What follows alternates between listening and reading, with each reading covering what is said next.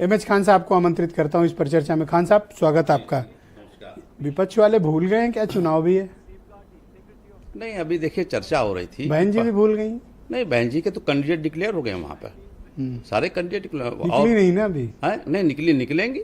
ऐसा तो है नहीं, वो चुनाव में कैंडिडेट डिक्लेयर कर दें और निकले ना, ये संभव नहीं है। दूसरी बात ये कि देखिए त्रिकोणात्मक लड़ाई होगी वहाँ पर, 3 लड़ेंगे।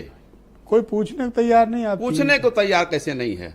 वहाँ 3 से 4 सीटें एमपी की सीटें बहुजन समाज पार्टी जीत चुकी है पहले, और अच्छे कैंडिडेट उतारे हैं। अभी देखिए मैं दूसरी बात, अरे अमरोहा आपका था, सहारनपुर आपका था, बिल्कुल सहारनपुर था, बिजनौर आपका था, बिजनौर था हमारा। तो अब वहाँ भैया निकलो तो सही खान साहब। नहीं निकलना है सब लोग वहाँ। हमारी इनकी पार्टी बहुजन समाज पार्टी जो है ये 24 घंटा काम करती है। ये जो बूथ से लेकर के मंडल तक अपने कार्यकर्ताओं को नॉमिनेट करते हैं। ये भी 24 घंटा काम कर रहे हैं। नहीं, इनके तो छोड़िए, हम इनकी बात नहीं कर रहे हैं।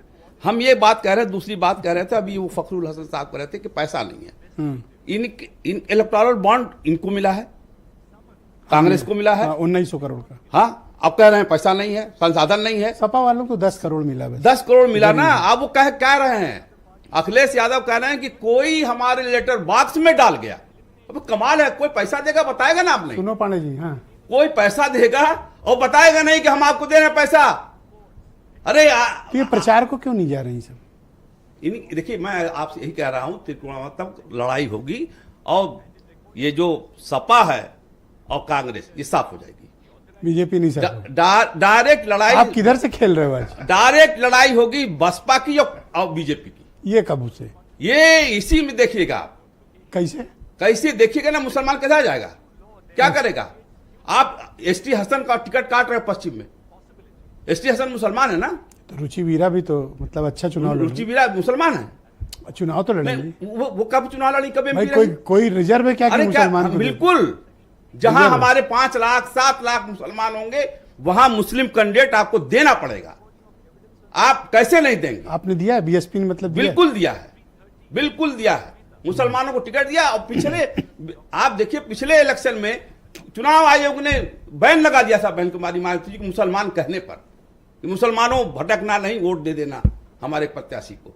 ये लोग क्या बात करेंगे? आप जो है जिस क्षेत्र में हमारे 5,09,000 है मुसलमान, आपने अनु टंडन को टिकट दे दिया। 50 वोट नहीं है उनका, व्यक्तिगत 50 वोट नहीं है। तो आप अपने कैंडिडेट की बड़ाई कर रहे हो कि दूसरे कैंडिडेट को कमजोर? मुसलमानों का हक छीना जा रहा है सपा और कांग्रेस। तो कौन इंसाफ दिलाएगा? सपा कांग्रेस द्वारा। बसपा दिलाएगी। बसपा दिलाएंगी, बिल्कुल दिलाएगी। तो बहन जी तो गाजीपुर गई नहीं, किस लिए? आप ही बताओ किस लिए गाजीपुर? इसलिए जाना चाहिए। 144 धारा लगा के रखा है शासन ने। किसी की मिट्टी में क्यों? अभी ओवैसी साहब तो गए थे। किसी की मिट्टी में आज गए थे, कल गए थे, उस दिन नहीं गए थे। धर्मेंद्र यादव किसी की मिट्टी में। आपके यहाँ तो कोई नहीं गया सर, मैं बता रहा हूँ आपको, हमारे वहां सारे वो गए थे, क्या नाम, मंडल कोऑर्डिनेटर सारे लोग गए थे जी। बड़ा नेता कोई किसी जाएगा? की मैं दूसरी बात कर रहा हूँ, किसी की भी मिट्टी में जी 144 धारा नहीं लगाई जाती है। मिट्टी में किसी को बस पर बैठा के नहीं बुलाया जाता है। आपने क्या किया? बस पे बिठा के किसको बुलाएंगे?